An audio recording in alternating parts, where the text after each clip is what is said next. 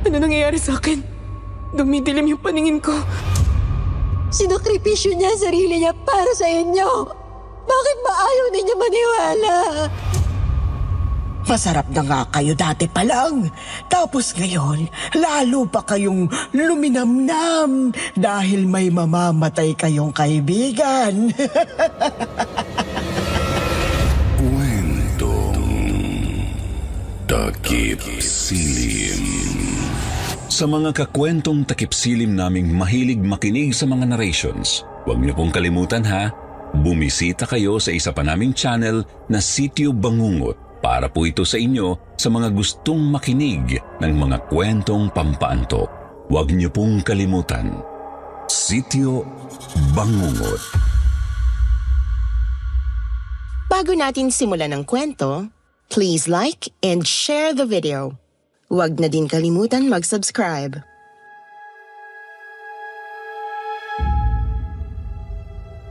Napakahalagang usapin ng mental health, lalo na sa panahon natin ngayon. Nakakalungkot lang isiping noong nakaraang mga dekada o siglo ay hindi pa ito binibigyang pansin ng madla. Kaya naman maraming mga taong nagdurusang mag-isa habang humaharap sa krisis ng kanilang isip, damdamin, at kalooban. Sabayan pa ng panggagambala ng isang nilalang ng dilim at talagang sukdulang lagim ang pwedeng danasin ng isang tao. Mga giliw naming tagapakinig, kumapit kayo sa inyong kinaupuan dahil isang kahindik-hindik na kwento ang inyong masasaksihan ngayong araw. Dito sa Kwentong Takip Silim.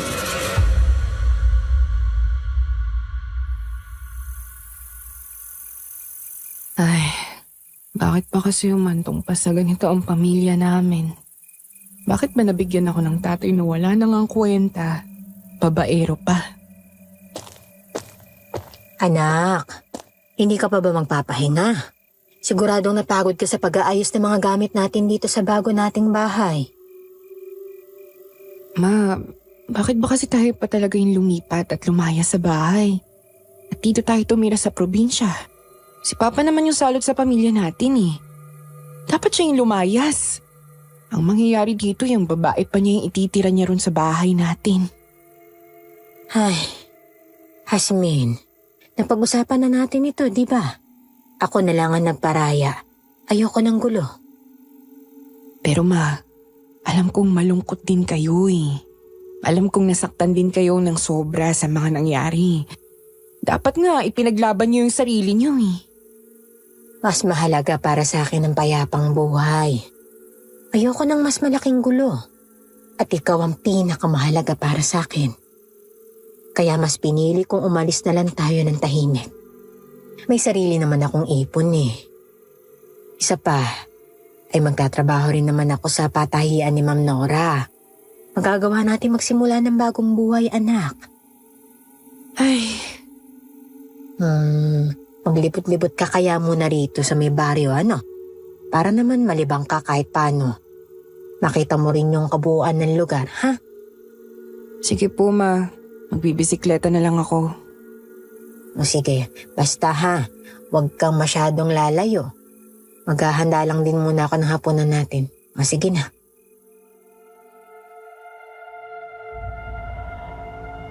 Good day, Kwentong Takip Silim. Ako po si Ken. College student na po ngayon. Taga rito po sa Camiguin.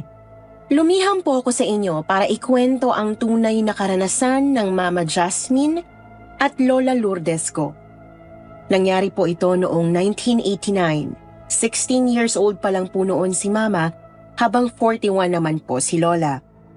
Ang sabi ni na Lola at Mama, ang Lolo Ricardo ko raw ay isang batugan, lasinggero, pabaya at babaerong padre de familia. Kaya naman minabuti ni Lola Lourdes na tuluyan na po itong iwan. Napakaraming pagkakataon na kasi ang ibinigay ni Lola kay Lolo. Hanggang sa hindi na nga niya ito matiis, lalo pa at dalaga na noon si Mama. Doon na po sila lumipat sa isang baryo sa probinsya ng Benguet. Nakabili po kasi si Lola ng maliit na bahay at lupa sa nasabing lugar. Sementado naman po yon, pero isang palapag lamang. Isa lang din ang kwarto nila na nasa bandang kanan. Hindi nga lang naging madali ang kanilang mga unang araw doon. Unang-una ay lunod sila sa kalungkutan noong mga panahong yon. Parehong depressed, kumbaga. At ikalawa, isang kahila-hilakbot na karanasan ang agad na bumungad sa kanila.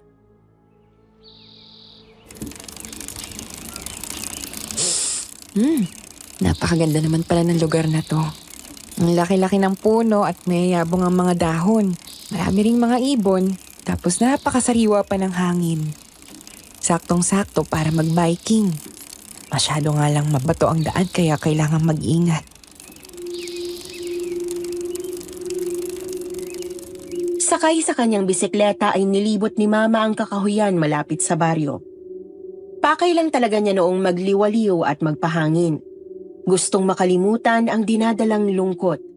Yun nga lang ay hindi niya makuhang namnamin ang napakapreskong paligid. Talagang nilalamon siya ng sama ng loob. Hanggang sa may naamoy siyang mabangong halimuyak mula sa kung saan. Halimuyak ng iba't ibang mga bulaklak. Sinundan ni Mama ang pinagmumula ng amoy, Miss Anne. Dumaan siya sa isang maiksi at makipot na daan sa gitna ng halamanan. Nilagpasan din niya ang isang napakataas at matandang puno ng yakal. Sandaling lakad pa ay may natanaw na siyang isang simpleng kubo. Sa paligid ng kubong yon ay may napakayabong na hardin. Napakaraming iba't ibang bulaklak doon, Miss Anne. Napakarami ring naglalarong mga paru-paro at ibon. May nakita rin siyang matataba at malulusog na mga gulay. Sa isang bahagi naman ng hardin ay may mga tanim na sampagita. Halatang sinadyang itanim at paramihin sa bahaging yon ng lupa. Doon din sa tanim ng mga sampagita ay may nakita siyang isang dalagang nagdidilig. May suot itong isang kwintas ng sariwang mga sampagita sa leeg.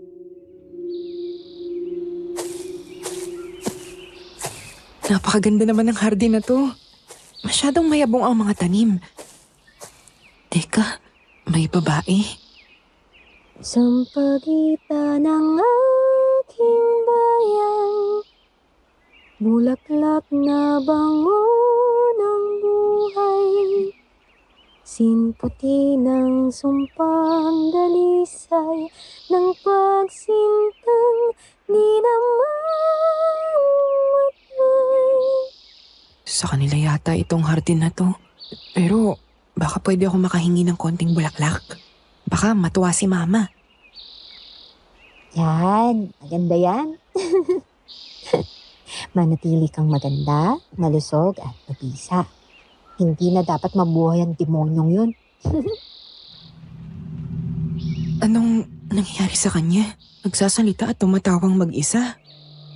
Kailangan niyang manatili sa ilalim ng lupa.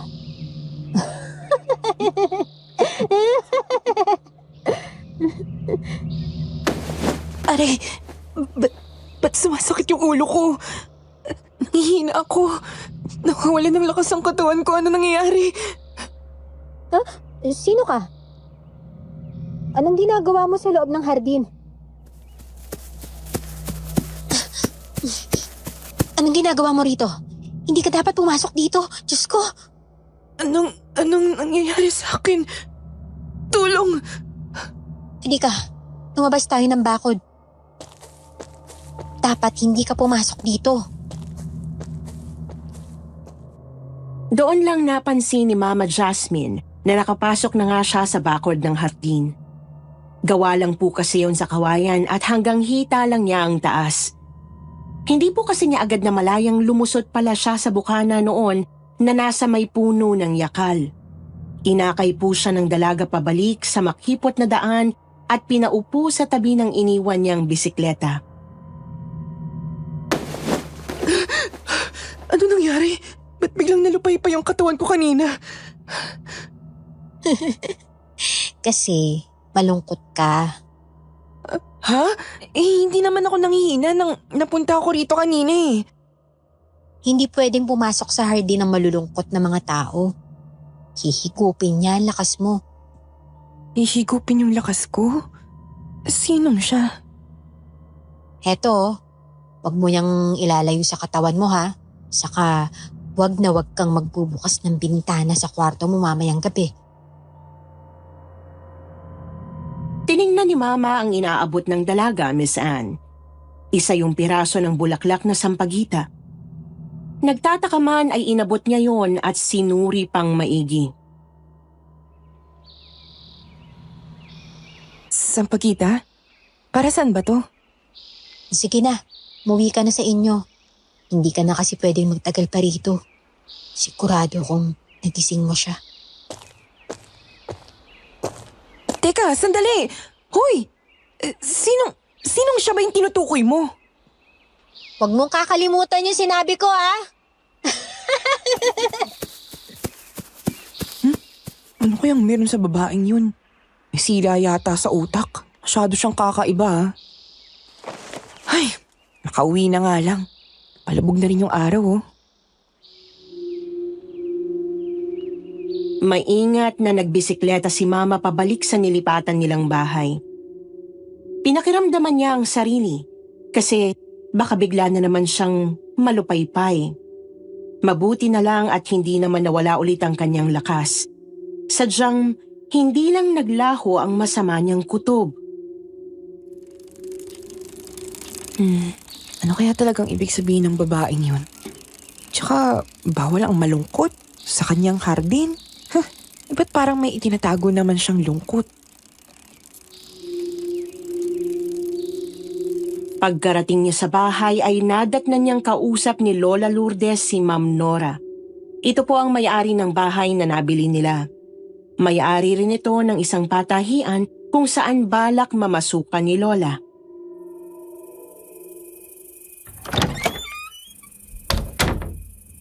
Mano po, ma?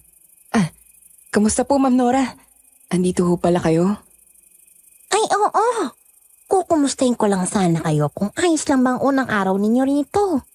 Kung may kailangan ba kayo o kung may maitutulong ako sa inyo, para naman maging komportable kayo. Nako, ayos lang po, ma'am. Nakapag-ayos at nakapagligpit na din po kami ng mga gamit namin. Yun nga rin ang sabi ko kanina. Sabi ko sa kanya, ayos lang naman tayo rito. Wala siyang dapat ipag-alala. Mabuti kung ganon. Saan ka ba galing, Iha? Nagliwaliw lang po ako ng konti sa may kakahuyan. Ha? Ay nako, mag-iingat ka ron lalo na dun sa may hardin. Hardin po? May nakita nga po akong hardin, ma'am. Yung may napakarami at napakayabong na pananim na bulaklak. Yun mismo, ang hardinerang nakatira doon. Nakita mo na ba? Opo. Huwag ka na ulit lalapit sa babaeng yun, ha? Jasmine, nako, ay, masyadong delikado. Po? Bakit naman po, ma'am? Baliw ang babaeng yun. At may mga like silang aswang, tulad ng lola niya. Aswang? Anong aswang ba yung sinasabi niyo, ma'am? Mukha nga po siyang baliw. Kasi tumatawa at nagsasalita nga po siya ng mag-isa eh. Kakaiba rin ang kanyang sinasabi pero aswang? Seryoso po ba kayo dyan, ma'am? Seryoso ako. Ang totoo, ang hinala ko yung maglola na yan ang pumatay sa mahal kong anak noon. Ay, nagdaang taon na yun pero dahil doon ay tinamdam namin yun ang labis ng mister ko. Kaya ayun, inatake ng matinding alta presyon at ng stroke. Felisa? Ay, pasensya na po, ma'am, ha? Hindi naman po sa pangaano pero may ebidensya ho ba kayo na aswang sila? Yun na nga ang problema. Wala kaming patunay. Pero malakas ang hinala namin. Kasi sabay ang pagkamatay ng lola ni Felisa sa pagkawala ng aswang. Ang malala pa rito, bumango yung katawan niya ng pagkamatay. Nangamoy isang pagita. Nagtiwala pa naman kami doon sa matandang yon dahil sa isa siyang albularya tapos ganyan. Ang malalari na mukhang naipasa niyang pagkabaliw niya sa kanyang apo. Ngayon, nasiraan din ang bait ng namatay ang lola niya. Binagabag si Mama ng mga narinig niya, Miss Anne. Oo, halata namang may problema sa pag-iisip ang babaeng nagngangalang Felisa. Pero hindi niya inasahang may ganoong kwento palang bumabalot sa dalaga. Kahit noong patulog na sila ni Lola Lourdes at nakahiga na sa kama ay magulo pa rin ang kanyang isip. Kinakausap niya ang sarili habang nakahiga patalikod kay Lola. Nakasinding lampara lang sa altar ang liwanag. Bagamat sementado ang maliit na bahagi ay wala naman kasing kuryente sa baryong yon.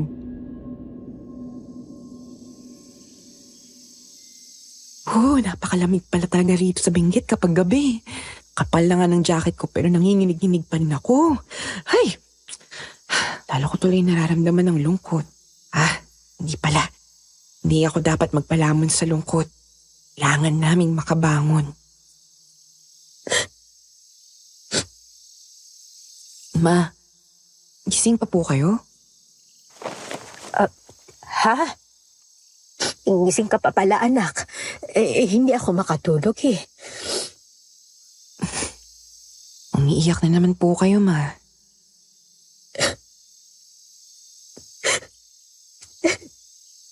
Hindi ko mapigilan, anak. Masakit. Masyadong masakit. Teka nga po, Ma. Kukuha lang po ka ng tubig. Lumabas ng kwarto si Mama Jasmine at kumuha ng tubig. Pagbalik niya sa loob, agad na padako ang tingin niya sa bukas na bintana. Bukas ang bintana. Hindi ko ba yan nasara kanina? Ma, uminom po muna kayo ng tubig.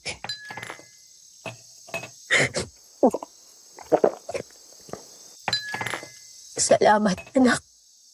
Tapos Ma, matulog na po kayo ha. Magkakasakit kayo niyan eh. Ang lamig pa naman ang panahon dito.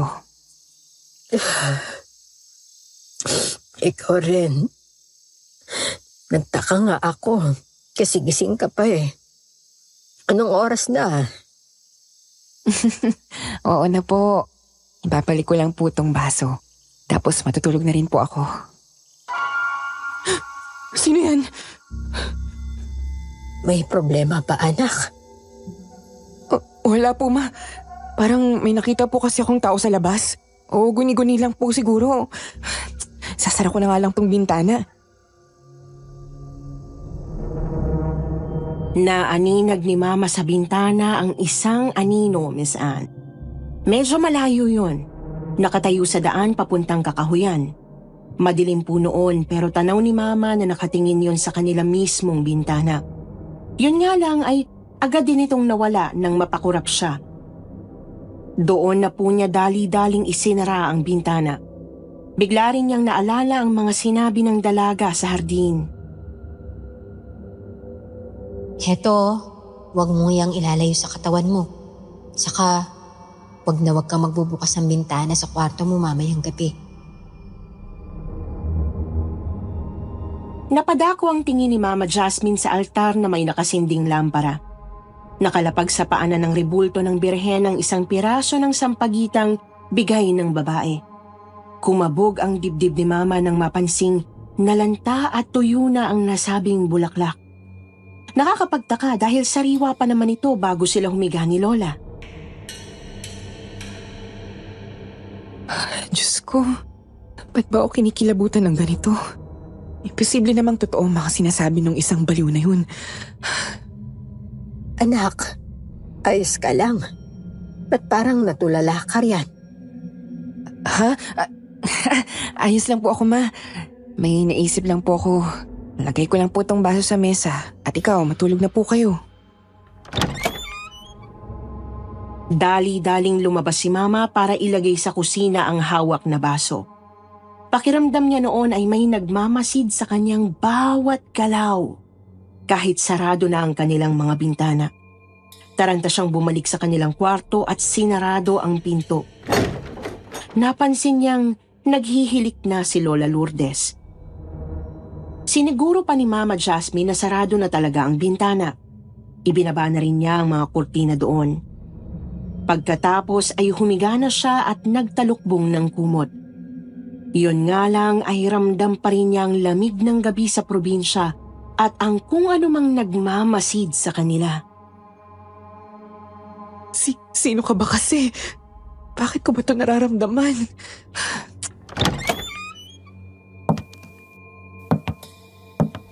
Napatigil sa paghinga si Mama nang marinig niyang nagbukas ang pinto at may pumasok sa kanilang kwarto. Hindi na siya nag-isip. Agad niyang inalis ang nakatalukbong na kumot sa kanyang mukha at nahintakutan sa nakita. Sino yun? Sino ka?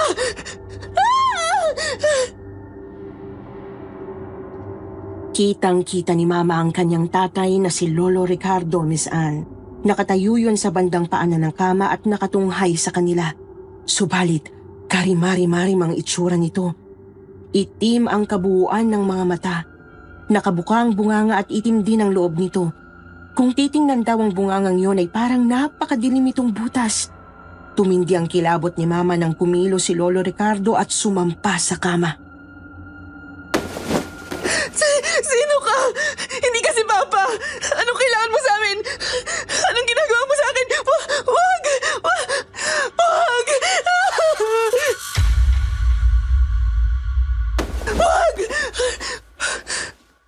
Diyos ko, panaginip, Diyos ko. Ba't ganito? Ba't ganun si Papa sa panaginip ko? Aray ko. Si Mama, nanginginig, nilalagnat. Ay, Diyos ko, ano to? Ma! Nanlaki ang mga mata ni Mama Jasmine nang may mapansing marka sa bandang leeg ni Lola. Kung titingnan ay para yung bakas ng kagat ng isang tao. Sinuri pa ni Mama si Lola. Napansin niyang bukod sa matinding pangangatal, nangingitim din ang balat nito. Sinubukan niya itong gisingin at kausapin pero ungol lang ito ng ungol. Ay, Diyos ko, anong gagawin ko? Ano ba kasing nangyayari kay Mama? Yung sampagita, si Felisa. Pinagbigyan ni Mama ang kanyang isip. Hindi man sigurado ay dali-dali siyang lumabas at nagbisikleta papunta sa mayabong na hardin. Malayo pa lang ay natanaw na niya si Felisa na nakatayo sa ilalim ng matandang yakal. May kwintas pa rin itong sariwang mga sampagita sa leeg. May bit-bit na lumang bayong at nakatanaw sa kanya. Felisa! Hinihintay kita. Alam kong darating ka. Ha? Hinihintay mo ko? Paano mo nalamang dadating ako? Nagising siya kahapon. Kumapit siya sa'yo. Alam kong hindi ka maniniwala sa akin. Alam kong guguluhin niya kayo. Pero alam ko rin babalik ka rito kapag naisip mong totoo yung sinasabi ko. Sino sa inyo ang may sakit? Si Mama. Nangangatal siya. Nilalagnat ang mama ko at nanghingitim ang bala. Tapos may marka na parang kagat sa leeg. Anong gagawin ko? Dalhin mo ako sa inyo. Ha? Anong gagawin mo ron? Palalayasin natin na nanggugulo sa inyo at gagamutin ko ang nanay mo. Sigurado ka ba? Tumatakbo ang oras. Kailangan nating magmadali. Agad pinasakay ni Mama si Felisa sa kanyang bisikleta. Dala pa rin ito ang lumang bayong. Hindi na sila nagsayang ng oras. Mabilis silang bumalik sa bahay. Malayo pa lang ay bumibigat na ang pakiramdam ni Mama. Alam niyang may nangyayaring hindi maganda.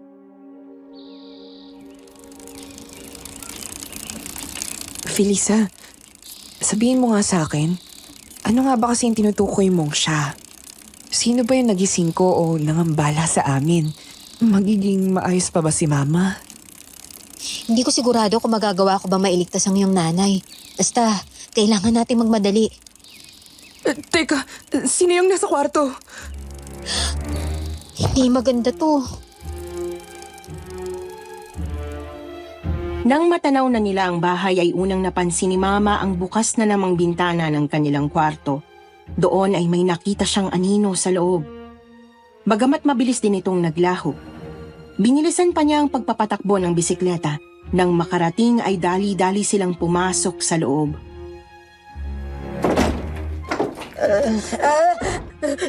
Lumayo ka sa akin. Wag. Tama na. Tama na. Diyos ko, ano nangyayari kay Mama? Lumalala ang pangingitim ng balat niya. Tumawag na siguro tayo ng doktor. Lumayas ka rito! Anong sinasabi? Subukan mo kung kaya mo akong palayasin. Mahinang nilalang. Sino yung nagsasalita? Maganda tayo. Kailangan na natin iligtas ang nanay mo. Miss Anne, sa sandaling yon ay napakabigat na ng pakiramdam ni Mama sa loob ng kanilang kwarto. Medyo kinakapo siya ng hininga at bahagyan na ring nahihilo. Pinipilit lang niya ang sariling manatiling gising at nakatayo upang siguraduhing magiging maayos si Lola. Si Felisa naman ay kumuha ng 3 puting kandila sa kanyang bayong. Sinindihan niya ang mga yon at tinirik sa altar. Kumuha rin siya ng 1 kwintas ng mga sariwang sampagita saka isinuot yon sa leeg ni Lola. Pagkatapos, naglabas siya ng iilan pang bulaklak ng sampagita at mga pakete ng insenso. Sinindihan naman niya ang mga yon sa isang palayok. Tumayo siya sa paanan ng kama at nagsimulang mag-usal ng dasal. Tama na. Tigilan mo na ako. Hindi ko na kaya makiusap. In nome Dei, Principio Tibi Exe. Mama! Mama, magpakatatag po kayo. In nome Dei, Principio Tibi Exe. Ayoko na. Ayoko na. Tama na. Lumayas ka na! At iwan mo na ang katawan ng babaeng ito! Lumayas ka na! Lumayas ka! Lumayas ka ng demonyo ka! Lumayas ka na! Lumayas ka! Lumayas ka! Ayoko na.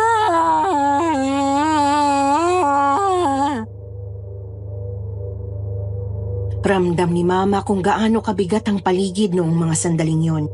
Hindi malakas ang ihip ng hangin, ngunit pakiramdam niya ay may tumutulak sa kanya papatalsik sa dingding. Kita rin niyang sumasayaw-sayaw ang alab ng mga kandila at umiikot-ikot ang usok ng insenso. Ang nagpakilabot sa kanya ng husto ay ang bigla na namang paghalakhak ni Felisa. Ang totoo, sandali pa siyang nag-alinlangan kung tama bang pagdala niya sa kakaibang dalaga sa loob ng kanilang pamamahay, subalit agad ding napalitan ng pagkamangha ang kanyang agam-agam nang bigla na lang umaliwalas ang kwarto.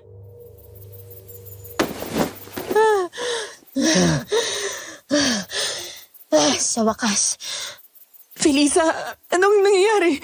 Si Mama. wala namang masamang espiritu ng aswang. Alam kong hindi pa to tapos. Simula pa lang to. Anak, anong nangyayari? Sino siya? Mama, totoo nga. Umayos na ang pakiramdam niyo. Asikasuhin mo siya.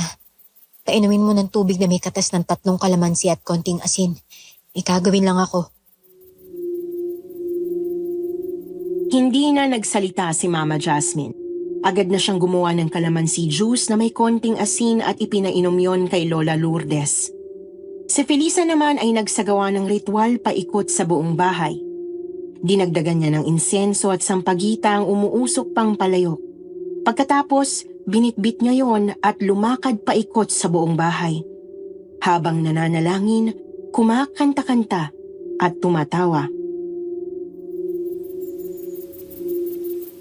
Sampagita ng aking bayan, bulaklak na bango ng buhay.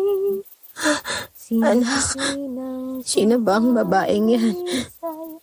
Siya po yung sinasabi kong si Felisa, ma. Yung nakatira po sa hardin sa kakahuyan. Huwag ka nang lalapit sa bahay na to, ha? Naiintindihan mo? Siya yung sinasabi ni Ma'am Nora na baliw, hindi ba? Opo, ma. Pero ewan ko, magaan po ang loob ko sa kanya eh. Hindi ko nga rin po masabi kung bakit siya yung una kong naiisip na puntahan para tulungan tayo. Ano ba kasing nangyari sa akin? Ang naalala ko lang ay binangungot ako. Pinahihirapan daw ako ng kung anumang halimaw. Kamukha pa ng papa mo. Pero sigurado akong hindi siya yon. Ma, kung alam mo lang, hindi talaga maganda ang kalagayan niyo nun eh. Nagdidiliryo kayo tapos grabe po ang panginginig niyo. Napakataas pa ng lagnat at nangingitim ang balat tapos, teka, nasa na yun? Ba't po nawala yung marka sa leeg niyo? Ang galing! Epektibo nga ang ginawa niya, ma. Ano?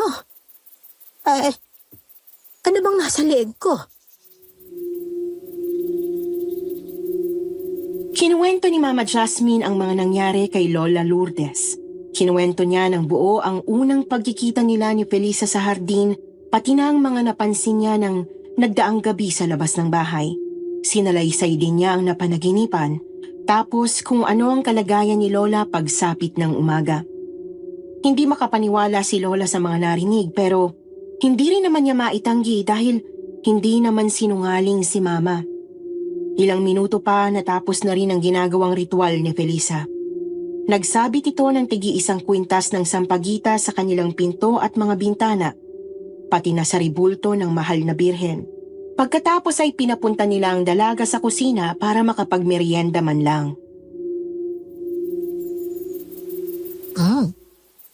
Ang sarap ng mais na to, ah. Pasensya na at yan lang ang meron kami ngayon, Felisa, ha? Hindi na kasi ako nakapamili ng almusal kanina. Ayos lang. Masarap naman eh. Elisa, magtatanong lang sana ako, ha? Ano ba yung sinasabi mong nanggugulo sa amin? Espiritu ng aswang baka mo? Opo, Nanay Lourdes. Espiritu ng isang aswang. Noong malaya pa to, matagal na itong nagpapagala-gala dito sa Benguet at sa mga bundok po ng Cordillera. Paborito niyang puntiryahin ang mga taong may dinadalang matinding lungkot at iba pang mga negatibong damdamin. Matagal na rin po itong kalaban ng Lola Celia ko eh. Nagawa po ni Lola na gapiin ito at ikulong sa ilalim ng lupa. Pero hindi sigurado kung patay na nga po ba yung pisikal na katawan nun. Kung ganon, sinasabi mong nakalabing yun sa ilalim ng hardin. Oo, Jasmine. Kaya bawal ang kung sino mang malungkot na pumasok sa hardin na yun. At yun din ba ang dahilan kung bakit mabilis yung kumapit sa akin? Opo, Nanay. Nagising yun na maramdaman ng lungkot sa damdamin ng anak nyo. Dumikit to sa kanya. Kumapit sa inyo nang makitang mas matindi ang lungkot sa kalooban ninyo. Kaya rin nakita ninyo sa bangungot ang inyong padre de pamilya. Dahil siya ang ugat ng kalungkutan ninyo eh. Teka, sandali. Bawal ang malungkot sa loob ng hardin, di ba? Kasi kumakapit doon ang espiritu ng aswang. Bakit malungkot ka, Felisa? Kita ni Mama na natigilan si Felisa sa narinig. Kahit si Mama'y natigilan din nang masabi niya yun ng biglaan. Dapat kasi dinahandahan niya yung maipahiwatig sa dalagang hardinera. Pasensya na sa sinabi ko, Felisa, pero ewan ko. Ramdam ko kasing hindi ka baliw. Siguro tumatawa ka para hindi ka kapitan ng aswang o kaya kung anumang espiritu o anumang elemento yun. Pero nakikita ko kasi sa mga tamo na malungkot ka. Mahina ako. Felisa, huwag mo sanang sabihin yan. Hindi ka mahina. Ang galing mo nga kasi natulungan mo ako, hindi ba? Hindi po ganun yun eh. Hindi kasi ako. Kasi lakas ng lola ko. Malungkot ako kasi namatay si Lola. Malungkot ako kasi iniiwasan ako ng mga tao. Malungkot ako kasi mag-isa na lang ako. Malungkot ako kasi kailangan ko tumawa kahit hindi naman ako masaya. Napapagod na ako. Felisa. May tao. Habang pinapatahan ni Lola Lourdes si Felisa, ay pinagbuksan naman ni Mama ang kumakatok sa main door. Magandang umaga, Jasmine. Uy, Ma'am Nora. Kayo ho pala. Nasa na bang mama mo? Ba't hindi siya pumunta sa bahay? Isasama ko pa naman dapat siya sa patahian ngayong umaga. Nako, pasensya na ho kayo, Ma'am Nora. May nangyari lang po kasi sumama po ang pakiramdam ni Mama. Teka, bakit nandito yung babaeng baliw na yan? Sandali ho, Ma'am. Makinig po muna kayo.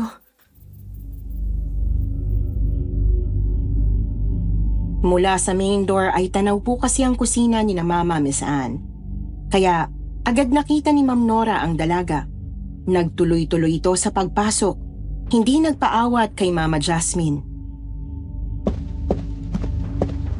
Anong ginagawa ng babaeng yan dito? Bakit yung pinapasok? Napakadelikado ng ginagawa niyo, Lourdes. Mapapanganib ang buhay niyo. Teka lang ho, Ma'am Nora ha. Ano ba kasi talaga ang problema kay Felisa? Ang totoo ay, tinulungan niya ako kanina. Pinagaling niya ako sa kung anumang karamdamang dumapo sa akin.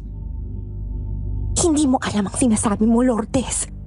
Hindi mo kasi kilala talaga ang mga baliw na yan. Aswang at baliw ang lola niyan. At naipasa yung pareho ng matanda dyan kay Felisa. Ang malala pa rito, ang lola niya nang pumatay sa anak ko. Sila ang pumatay sa anak ko noong nakaraang taon. At sila ang dahilan kung bakit nagdurusa ang asawa ko. Ma'am Nora, hindi naman po yata tamang mamintang kayo ng ganyan. Wala naman po kayong patunay, di ba? Hindi naman po kami sinasaktan ni Felisa eh. Hindi aswang si Lola Celia ko. Hindi baliw si Lola Celia. Tinalo ni Lola ang aswang. Niligtas ni Lola ang baryong ito. Sinakripisyo niya ang sarili niya para sa inyo. Bakit ba ayaw ninyo maniwala? Felisa, Hindi mo ako maloloko. Babaeng sinaulo ka. Aswang kayo ng lola mo. Baliw kayo pareho. Hindi totoo yan! Hindi totoo yan! Felisa, sandali. Mabilis sinundan ni Mama Jasmine ang dalagang tinanggap na niya bilang bagong kaibigan. Tumakbo ito palabas ng kanilang bakod. Mabuti na lang at naabutan naman siya ni Mama. Felisa, sandali lang. Lola Celia ko.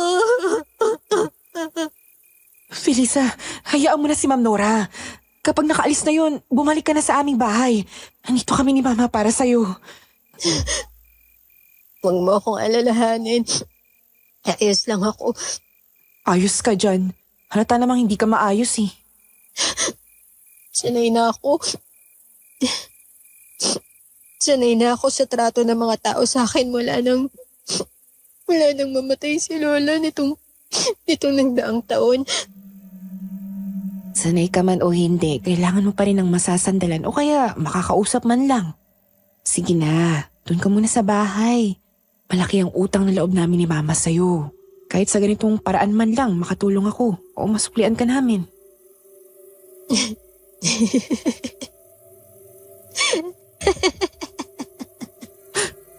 Felisa?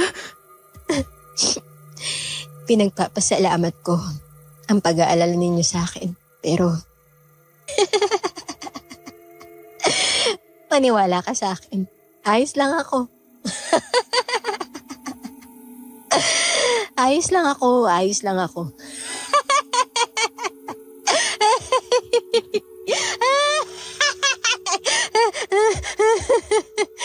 Hindi ako pwedeng malungkot, hindi. Hindi ako pwedeng malungkot.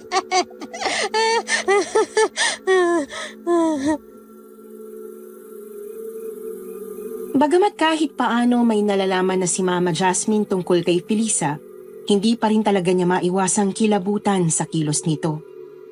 Nakakapanayo kasi talaga ng balahibo ang halakhak ng dalaga, kahit bakas sa mga mata ang masidhing lungkot. Dagdag pa sa pagkakataong yon, nababanaag na ring galit si Mama sa mukha ni Felisa. Kaya naman, hindi nakakilo si Mama nang lumakad ang dalaga palayo. Kita niyang lumakad ito sa ibang direksyong hindi niya pa alam. Basta, hindi ito papunta sa hardin. Hindi na rin niya ito nasundan pa. Anak, aalis muna ako ha. Ano po, Ma? Saan po kayo pupunta?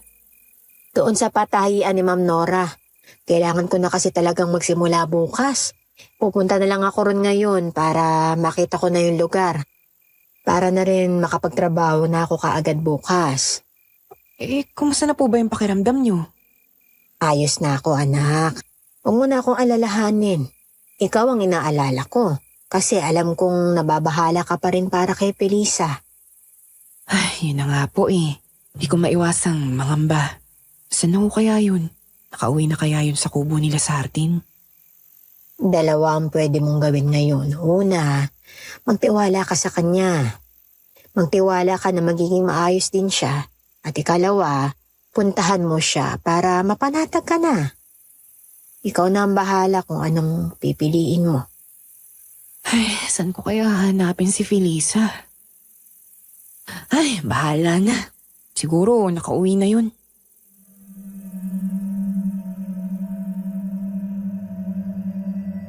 Gamit ang bisikleta, tinahak ulit ni Mama ang mabatong daan sa kakahuyan. Alam naman po niyang delikado na pumasok sa hardin kaya ang pakay lang niya noon ay tumayo mula sa malayo. Gusto lang niyang siguruhing nakauwi na nga si Felisa. Ngunit hindi pa man siya nangangalahati ay may nakasalubong siyang isang matandang babae sa kakahuyan. Nakalugay ang ubani nitong buhok na abot sa gitna ng likod. Kumusta, Ineng? Saan ka papunta? Napahinto si Mama sa pagbibisikleta nang tawagin siya ng napakapayat na matanda. Sa sobrang pagkapayat nito ay lubog na ang mga pisngi. Isang tingin pa lamang niya roon ay hindi na agad maganda ang kanyang kutob. Pakiramdam niya ay nakikipagtitigan siya sa dilim habang nakatingin sa mga mata nito. Medyo lubog na rin ang mga yon at nangingitim pa ang talukap. May pupuntahan lang po ako, Manang. Mauna na po ako. Sandali lang. Napakaganda mo namang babae, Iha. Ano po? Napakaganda ng mga mata mo, alam mo ba yon? Pasensya na po, Manang, pero kailangan ko na po talagang umalis. Mag-iingat ka, Iha. Huwag niyo po akong hawakan. Sige na ho, alis na po ako. Halos hindi na makahinga si Mama sa kilabot nang tapikin siya ng kakaibang matanda. Sunod na lang niyang namalayang pinapaharurot na niya ulit ang bisikleta papalayo. Subalit, imbis na papunta sa tirahan ni Felisa, ay pauwi na pala ang kanyang tinatahak. Ay, ano bang, ba't ako nananamlay? Wala nang lakas ang kalamnan ko. Hindi rin nawala sa pananakit ang dibdib ko. Si Mama, bakit ko siyang bigla naisip? Si Papa. Ano nangyayari sa akin? Hindi. Dumidilim yung paningin ko. Hindi. Tanaw na sana ni Mama ang kanilang bahay, ngunit napilitan siyang huminto dahil sa sama ng pakiramdam. Natatakot siyang baka tuluyan pa siyang bumagsak habang nagbibisikleta. Inihiga niya muna ang bisikleta sa lupa. Siya naman ay napilitang umupo at sumandal sa paanan ng isang puno. Ano bang nangyayari sa akin? Ba't biglang nangihina yung katawan ko? Nahihilo ako. Hindi ko maigalaw na maayos, Diyos ko. Hindi. Diyan na naman. Binabangungot mo ulit ako. Napupundi na ang paningin ni Mama nang makita niya ulit ang kamukha ni Lolo Ricardo. Mula sa kung saan sa kakahuyan, mabagal itong naglalakad papalapit sa kanya. Alam niyang hindi yon ang papa niya dahil napakadilim ng mga mata at bunganga nito. Huminto ang kung anumang nilalang sa harap ni Mama at tumayo. Ilang sandali pa, unti-unti na itong yumukod. Hindi pa rin makakilo si Mama Jasmine. Nakipagtitigan ito sa kanya ng mata sa mata, ngumiti, at inilapit ang bunganga sa kaliwang bahagi ng kanyang leeg.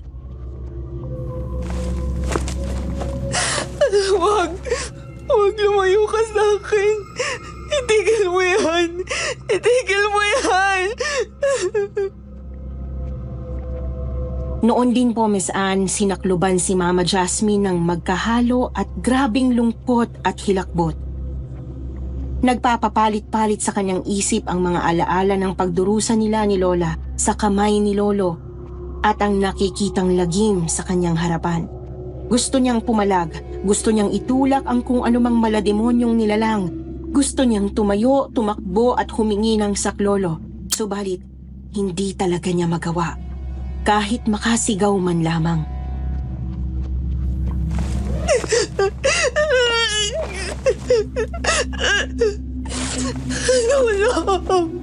Tulungan ninyo ako. Panginoon Saklolo.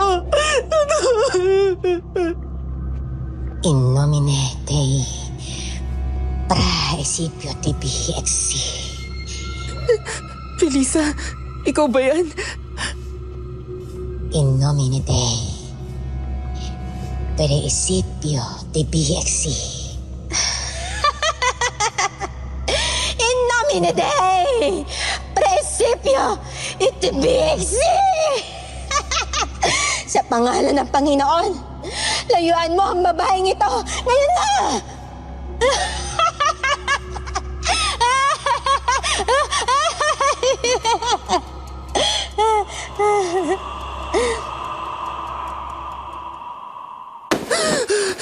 Felisa, anong...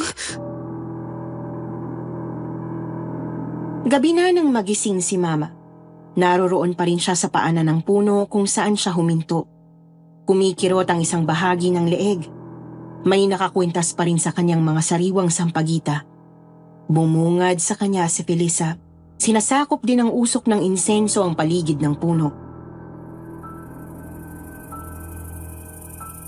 Pinagtangkaan ka ng espiritu ng aswang.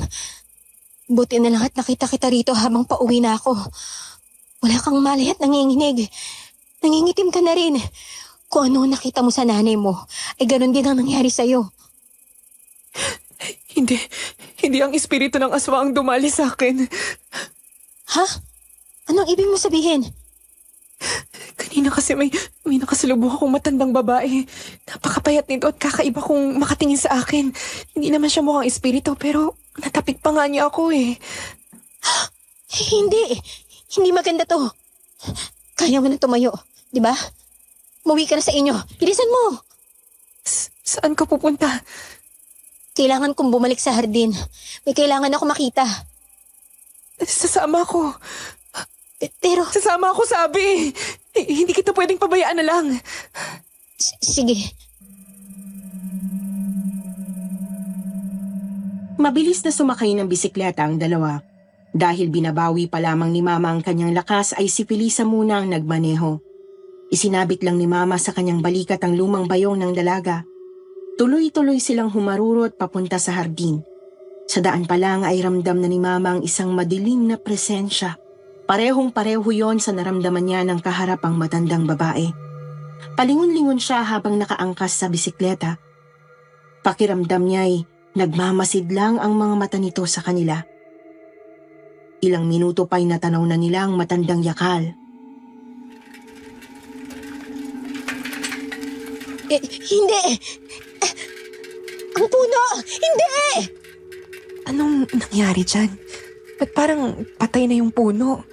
Tuyot na tuyot at wala nang ni isang dahon man lang. Maliban sa biglang pagkamatay ng yakal, dumagdag sa kanilang kilabot ang napakasangsang na amoy mula sa hardin. Wala nang kahali-hali ng halimuyak na bumabati sa kung sino mang papalapit doon. Lalong binilisan ni Felisa ang pagpapatakbo ng bisikleta. Nilagpasan nila ang puno ng yakal at nagtuloy-tuloy papasok sa hardin. Hardin na noong mga sandaling yon ay patay na. Bakit nagkaganito bigla yung hardin? Tuyot na tuyot ang mga halaman. Walang maski natirang buhay. Hindi! Hindi ito maaari! Nabigo ako! Nabigo ako! Ano bang nangyari, Felisa? Tsaka, ano yan? Hukay?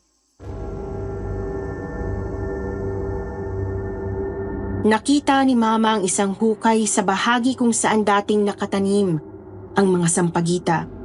Kung titingnan ay parang hinukay ang lupa palabas mula sa ilalim. Animoy may lumabas na kung anuman mula roon. Nakatumba na rin ang iilang mga tuyot na sampagita sa lupa at doon din mismo sa hukay nagmumula ang napakabahong amoy na sumasakop sa paligid.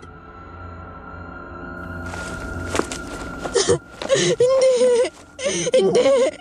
Lola! Lola, patawarin niyo ako! Nabigo ako! Nabigo ako! Felisa, huwag mong sabihin. Nakabangon na siya. Nagbalik na siya. Nangyari to dahil mahina ako. Aray ko! Bigla akong nahilo. Diyos ko, nawala sa isip ko. Lumabas ka ng hardin. Bilisan mo! Muli na namang nilukob si Mama ng matinding lungkot at naaalala ang nangyari sa kanilang pamilya. Alam niyang dahil yon sa pagpasok niya sa isinumpang hardin. Kaya naman, taranta silang lumabas ni Felisa sa bakod at nagpunta sa ilalim ng patay na matandang yakal. Doon ay naglabas si Felisa ng isang supot ng asin mula sa lumang bayong. Inabot niya yon kay Mama Jasmine. Naglabas din siya ng 5 piraso ng sariwang sampagita. Umiling-iling tsaka binalik yon sa lumang bayong. Kunin mo to supot ng asin. Ako ulit ang magmamaneho ng bisikleta. Asin, isabay ko sa aswang. Alam kong nararamdaman mo siya. Naririyan lang siya sa paligid. Mapanganib kung basta na lang tayong tumahak pabalik sa inyo. Diyos ko, pero teka, yung 3 sampagita, yun na lang ba ang natitirang hindi natuyot?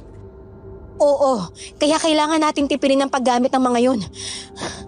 Mawawalan tayo ng mabisang panlaban ko sakali. Hindi ka ba pwedeng kumuha ng sampagita mula sa iba? Itong nasa kwintas natin. Hindi pa to pwede? May orasyon ni Lola, ang mga sampagita sa hardin.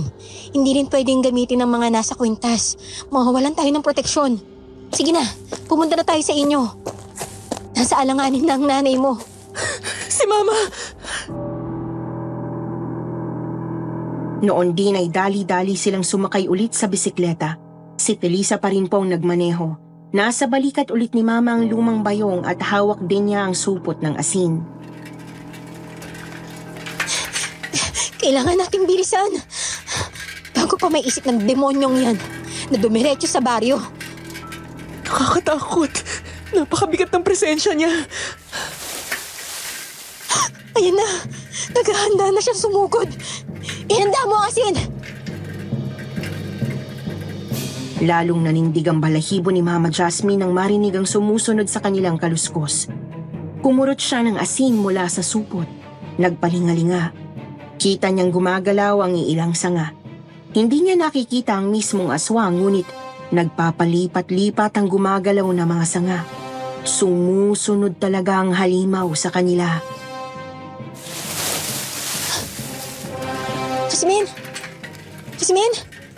Oh, Sa likod natin. Sa bandang kaliwa. Siguradong doon siya sasalakay. Ikaw ang punteriya niya. Sa hudyat ko, isaboy mo ang asin. Kahit di mo siya nakikita. oh sige. Ganda ka. Lapit na. Lulundag na yan papunta sa... Ngayon na! Ginawa ni Mama ang atas ng kaibigan. Isinaboy nga niya ang asin sa likod, pakaliwa. Di nga po nagkamali si Felisa dahil... Iyan ba yung... Oo! Yan ang tampalasang aswang! Sige na! Bibilisan ko na! Nanlaki ang mga mata ni Mama nang masinaga ng buwan ng aswang at malantad ang anyo nito. Kita niyang ito nga rin mismong matandang babaeng nakasalubong niya. Bagamat nangingitim ang balat nito, napakahaba ng dila at matatalim ang mga ngipin. Subalit hindi namumula ang mga mata. Sa halip ay napakaitim ng kabuuan ng mga yun. Kung titingnan ay para kang sumilip sa purong kadiliman at sa isang kisap mata ay bigla rin itong naglaho sa dilim.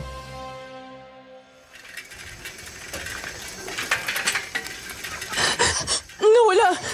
Nasaan na yun? Dalawa lang ang pupuntahan nun. Sa baryo at maghahanap ng mabibiktima. O, sa bahay nyo. Si Mama Lourdes! Hindi nagtagal ay narating na nga po ng dalawa ang bahay ni na Mama Jasmine. Dire-diretso silang pumasok sa loob at nadatna nila si Lola Lourdes sa may sala. Alalang-alala na naghihintay kay Mama.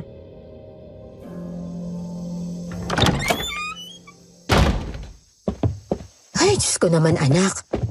Saan ba kayo nanggaling? 8:00 na ng gabi. Bakit ngayon ka lang? Kailangan ko na magsimula. Kailangan kong palakasin ng proteksyon dito sa bahay. Parating na siya. Ano ka mo? Teka nga. Ano mang nangyayari? Parating ba dito ang aswang? Sige na, Felisa. Gawin mo na yung anumang kailangan. Ako na magpapaliwanag kay Mama. Isinalaysay nga po ni Mama Jasmine ang lahat ng mga nangyari mula noong nakasalubong niya ang kakaibang matanda sa daan. Si Felisa naman ay sinimulan ng paghahanda. Sinarado ang lahat ng pinto at mga bintana. Naglagay siya ng tigi-isang piraso ng sampagita sa hilaga, kanluran, silangan at timog na bahagi ng bahay. Binudburan din niya ng asin at dinurog na bawang ang bawat isa. Nagsindi siya ng insenso sa maliit na palayok. Hindi na niya yon hinaluan ng sampagita dahil isa na lang ang natitira. Pagkatapos ay nagsimula na siya sa kanyang ritual. Sampagita ng aking bayan, bulaklak na bango ng buhay, sinputi ng sumpang dalisay ng pagsintang di namamatay.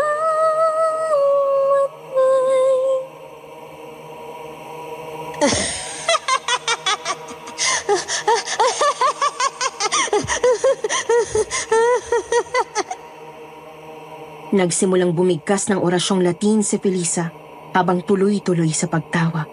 Sa buong sandaling yon ay dinig na dinig din nila ang mga kaluskos sa labas ng saradong bahay. Ilang sandali pa, ang mga kaluskos na yon ay naging mga yabag na mismo sa kanilang bakuran at katok sa pinto. Anong gagawin natin? Baka makapasok yan dito sa bahay. Magtiwala po tayo kay Felisa, Ma. Magdasal na lang din po tayo. Akala mo ba? Maloloko mo kami? Sa pakatok-katok mong yan? Alam kong ikaw yan. Halimaw! Wala kang maloloko rito. Kung ako sa'yo, umalis ka na lang! Nagpatuloy sa pag-usal ng orasyon si Felisa. Nagdasal na lang din ng rosaryo sina Mama at Lola dahil hindi naman nila alam kung paano magdasal ng Latin. Hindi sila tumigil hanggang sa namalayan na lang nilang huminto ng pagkatok. Wala na rin ang mga kaluskos sa labas ng kanilang bahay. Umalis na siya. Talaga ba? Nakalayo na yung halimaw. Opo, pero siguradong maghahanap ng ibang mabibiktima yun. Handa ninyo ang sarili ninyo sa mga mangyayari. Hindi nga po nagkamali si Felisa, Miss Anne. Kinabukasan ay agad sumabog ang balita sa baryo na may pinatay ng aswang. Seryoso po ba, Ma'am Nora? Oo nga. Basta bigla na lang daw nawala yung lalaki. Tapos may mga bahid ng dugo sa kanyang higaan. Naghinala agad ang mga tao na kinuha nga siya ng aswang. Kasi nga ganun din ang nangyari dati sa mga biktima ni Celia. Nawawala. May mga naiiwang dugo tapos natatagpuan na lang tuyot ng bangkay doon sa hardin. Natagpuan ba ang bangkay nitong biyudo na to? Ayun na nga, natagpuan. Doon mismo sa hardin ng baliw ng maglola. Tuyot na tuyot at ang nakakapagtaka doon, patay na yung hardin. Ay, Diyos ko. Kaya nga sinasabi ko sa inyo, huwag kayong magtitiwala sa Felisang yun. Baliw yun. Tapos aswang pa. Yung problema nga hindi mahanap-hanap si Baliw ng mga tao. Ewan ko kung saan nagtago. Teka nga, baka naman nandito lang yun sa inyo, ha? Naku po, wala po, Ma'am Nora. Hindi po namin siya nakita simula nung umalis siya kahapon. Yun pong nandito kayo. Siguraduhin nyo lang. Baka mamaya, kuyugin kayo ng mga tao kapag nalamang nandito yon. Tahimik na sinundan ng tingin ni Mama sina Lolo at Ma'am Nora habang lumalabas ng bahay. Papunta sila sa patahian ng ginang. Nang makalayo ng mga ito ay dali-dali namang pumunta sa kwarto si Jasmine. Felisa, ayos ka lang ba rito? Narinig ko ang mga pinag-uusapan ninyo. Mas mabuti siguro kung aalis na lang ako. Ba't ka naman aalis? Nakakapagtago ka naman ng maayos dito Pero kapag nalaman nilang nandito ako, baka madamay pa kayo sa galit nila sa aswang. Wala naman sa hulog yung galit nila Hindi naman kayo ng Lola Celia mo ang halimaw. Makatwiran man o hindi, hindi natin sila mapipigilan pag nagkataon. Ayoko namang madamay kayo ng nanay mo. Kapag umalis ka naman, manganganib din kami sa aswang. Sana lang, hindi pa huli ang mga bagay-bagay kapag nakapag-isip na tayo.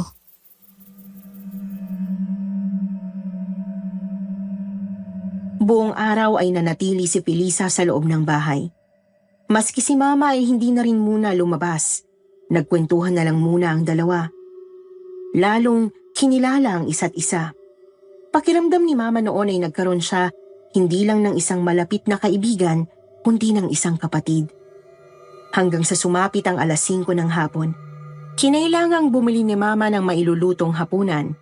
Hindi na kasi siya sigurado kung makakauwi ba si Lola bago mag-6:00. Iniwan muna niya si Felisa sa loob at lumakad papuntang talipapa. At doon ay nadatnan niyang nagkukumpulan ang mga tao. Nakita niya roon si Lola Lourdes. May bitbit na supot ng gulay. Ma, anong nangyayari dito? Hindi ko pa sigurado, anak. Kadadaan ko lang pa uwi Pero sa narinig ko, may nahanap daw silang albularya na tutulong sa pagtugi sa aswang. Ha? Sino naman? Diyos ko, yung babaeng yan. May problema ba, anak? Tara na po, Ma. Umuwi na po tayo. Tsaka ako na ikukwento sa inyo. Cortez, Jasmine, andito pala kayo. Mabutit, makilala niyo man lang tong albularyang nakilala namin. Magandang hapon sa inyo. Magandang hapon din po, Manang. Albularya ho kayo? Oo, at napadpad ako rito dahil naramdaman kong may masamang presensya rito sa baryo. Itong dalaga bang ito ay anak mo? Opo. Anak ko ho, si Jasmine. Kumusta, Ineng? Nagkita na yata tayo dati. Hindi ko lang maalala kung saan. Totoo ba, Jasmine? Nagkita na kayo ni Manang Loding? Hindi pa naman po. Baka kamukha ko lang yun. Yung nakita nyo? Sige po, Ma'am. Uwi na po kami ni Mama. Ma, tara na. Tarantang hinila ni Mama si Lola palayo sa kumpulan ng mga tao. Hindi man siya lumilingon ay ramdam niyang hinahatid sila ng tingin ng matandang nagpakilalang albularya. Dire-diretso silang lumakad hanggang sa makarating sa bahay. Anak, Ano ba kasi at bigla kang nabalisa kanina? May problema ba ron sa albularya? Ma, hindi ako pwede magkamali. Yung matandang yun yung aswang. Ano ka mo? Yun ang aswang. Sisigurado ka ba riyan?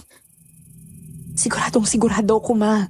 Yun talaga yung mukha ng aswang na yun eh. 2 beses ko na yung nakaharap. Una, yung tinapik niya ako.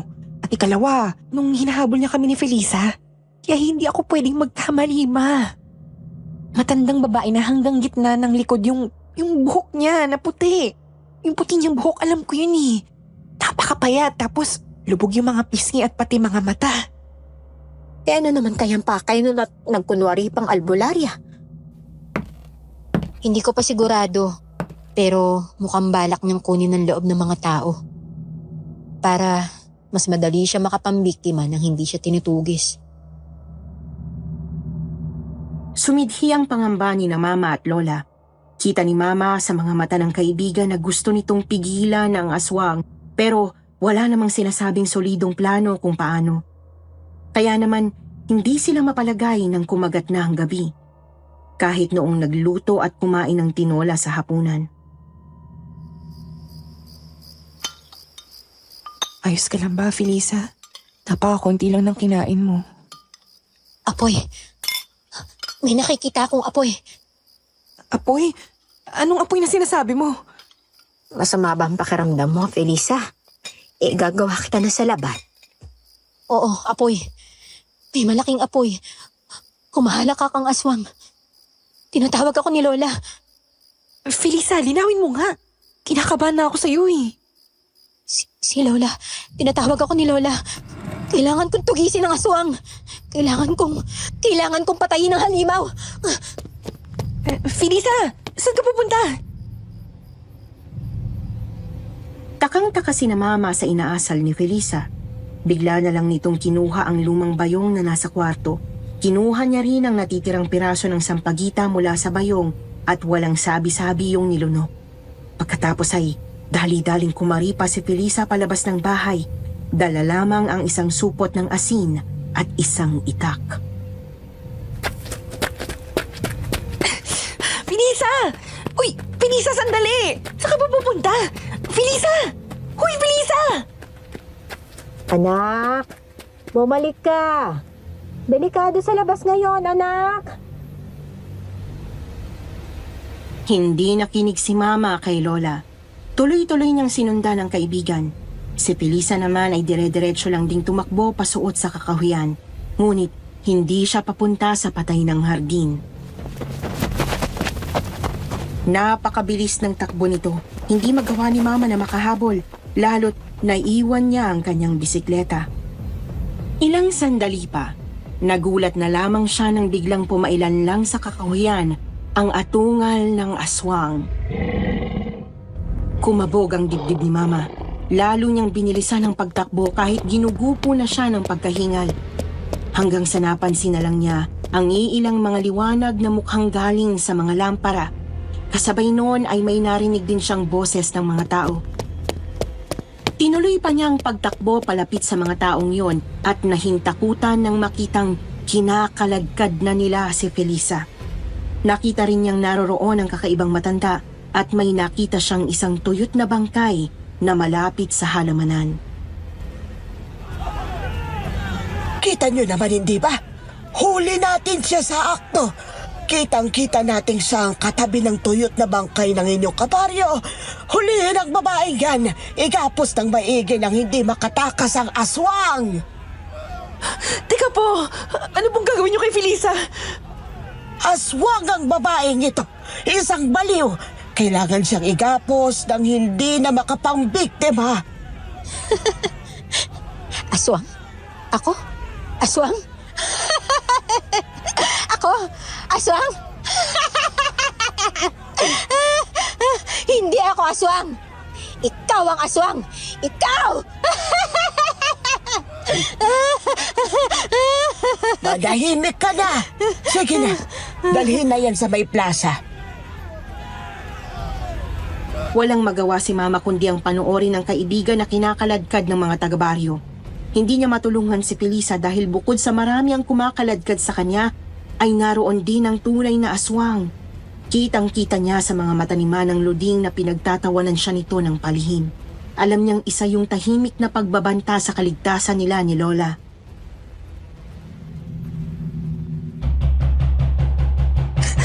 Mama! Mama, buksan niyo yung pinto!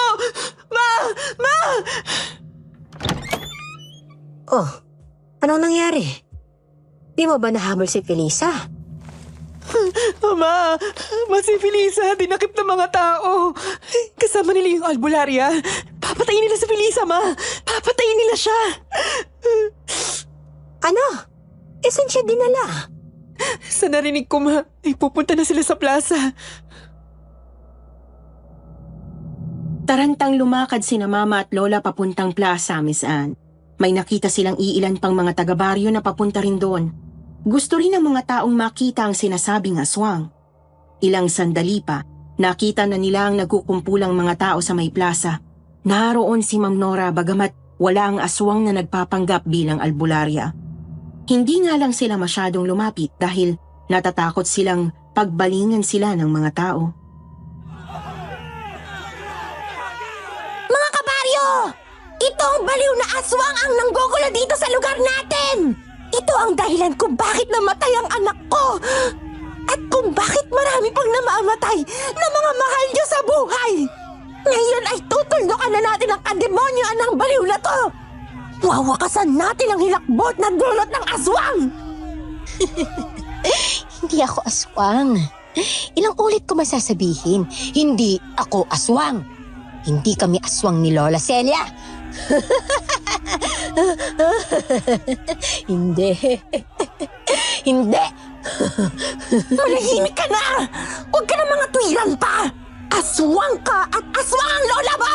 Sige na! Sige na mga kabaryo! Huwag na tayo magsaya ng oras! Sunugin ang aswang na to! Sunugin! Felisa, anong gagawin ko? Anak, alam ko ang iniisip mo. Pero sinasabi ko sa'yo, huwag kang gumawa ng maling hakbang. Mapapahamak ka lang. Mapapahamak tayo. Pero ma... Sumama kayo sa akin. Huwag kayong maingay o gagawa ng hindi ko magugustuhan. Babaon ang mga kuko ko sa katawan ninyo. Ikaw... Nagulat sina Mama at Lola nang bigla na lang silang tutukan ng mga kuko ng aswang. Napakatalim ng mga yon, Miss Anne. Damang-dama nilang tumutusok yun sa ibaba ng kanilang gulugod. Patagong itinutok ng matanda sa kanila. Kaya naman, napilitan silang sumunod. Tumalikod sila sa plaza at dahan-dahang lumakad papuntang kakahuyan. Kasabay nun ay nagpaliyab din ang mga tao ng malaking apoy sa gitna ng plaza. Ano kailangan mo sa amin ni Mama? Lupayan mo na kami!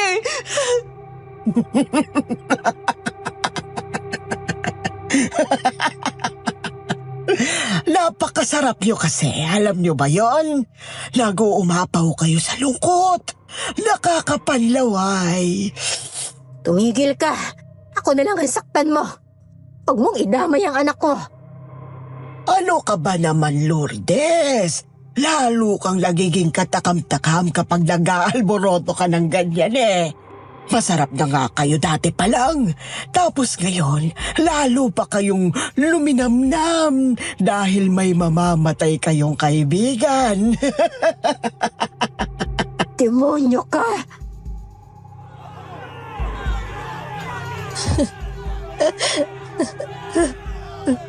Sa pagitan ng aking mata, bulang lang lamang mo namuhay. Simputi ng sumpang tinisay ng pagsintang di naman masahin.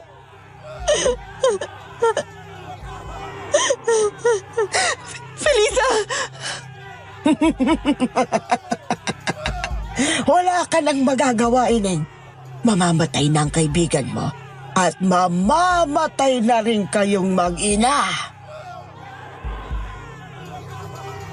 Hindi na napansin ni Mama Jasmine na dumapo na ang palad ng matanda sa kanyang leeg. Kita niyang nagbago ang anyo nito at naging isang aswang. Nabahala siya para kay Lola pero hindi niya magawang lumingon. Mabilis na nilamon ng dilim ang kanyang paningin habang naririnig niyang sumisigaw si Felisa mula sa malayo.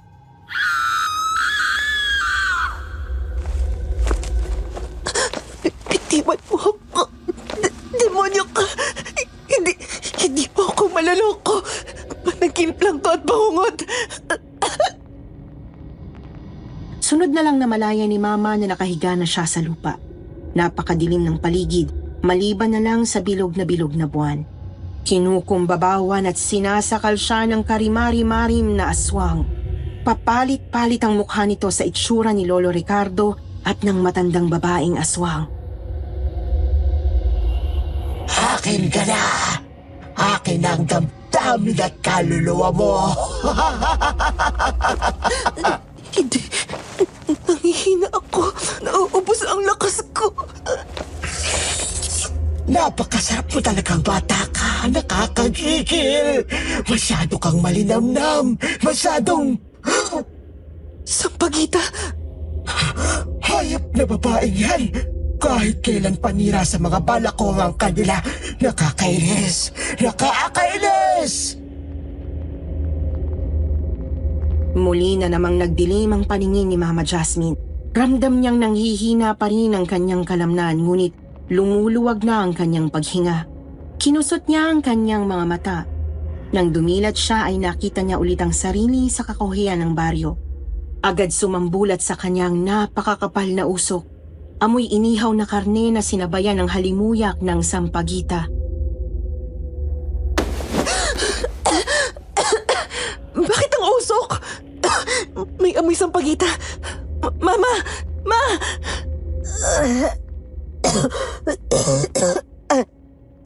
Ano yun? Anong nangyayari? Si Felisa. Sandali akong dinala ulit sa bangungot ng... Nakakainis! Nakakainis kang babae ka! Panira ka sa plano ko!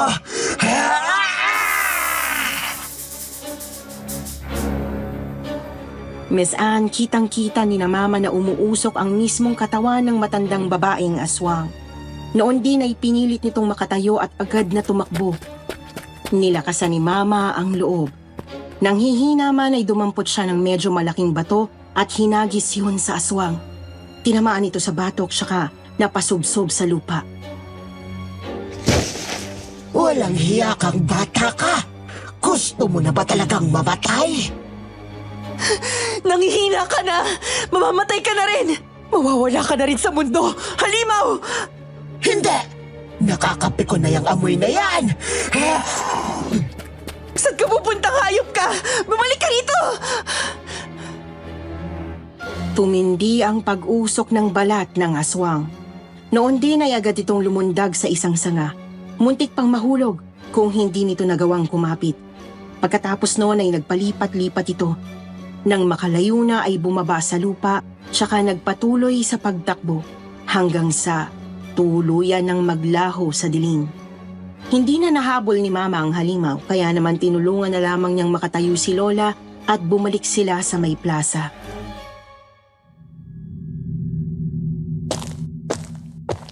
Ma'am Nora, ano po nangyayari rito? Saan ba kayo nanggaling? Sayang naman at hindi niyo nakita ang pagsunog sa isang baliw. Ayan, tostado na ang baliw. Lihim na nagtiim ang mga bagang ni Mama. Pilit pinigil ang nagpupuyos na galit sa mga taga-baryo at ang mga luha para sa kaibigan. Subalit, hindi pa rin naiwasang makapagtanong tungkol sa isang katakatakang bagay. Ma'am, bakit amoy sampagita ang sunog na katawan ni Felisa? Napakalakas pa po ng halimuyak. Oo nga. Doon pa lang sa kakahuyan ay amoy na amoy na. Ay, amoy na namin kasabay ng usok. Ewan ko. Siguro nga, dahil meron silang lahing aswang na maglola at yung kanilang hardin. Siguro may mga salamangka silang ginagamit para ganyan na ganyan din ang nangyari kay Celia dati. Nang namatay, pumangon ng husto ang bangkay. Ano pong balak ninyo sa katawan? Ililibing doon sa patay nilang Martin. At syempre, papabendisyonan sa pare para siguradong hindi napapangon. Pagkasikat ng araw ay agad na inilibing ng mga taga-baryo ang katawan ni Felisa sa hardin. Naging mapayapa ang baryo, lalo't hindi na nga nanggagambala ang aswang. Inisip nilang tama nga na si Felisa ang halimaw. Nangihinayang nga lang sila dahil nawala ring bigla si Manang Luding nang hindi nila napasasalamatan ng maayos. Subalit, nanatili ang pangamba at matinding lungkot sa damdamin ni na Mama at Lola. Alam nila ang totoo. Alam nilang hindi si Felisa ang aswang. Alam nilang posibleng buhay pa ang matanda at nagtatago lamang sa kung saan.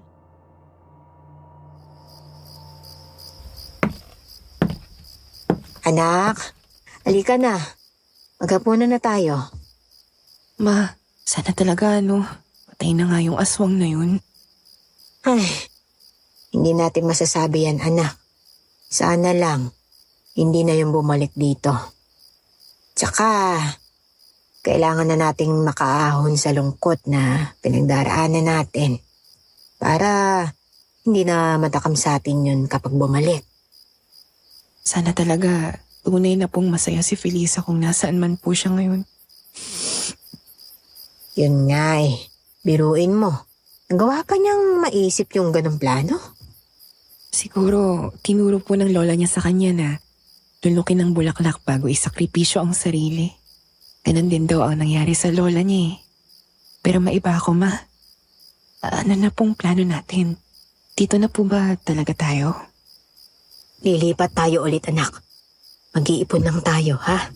Tapos luluwas tayo sa mga pinsan ko sa Mindanao.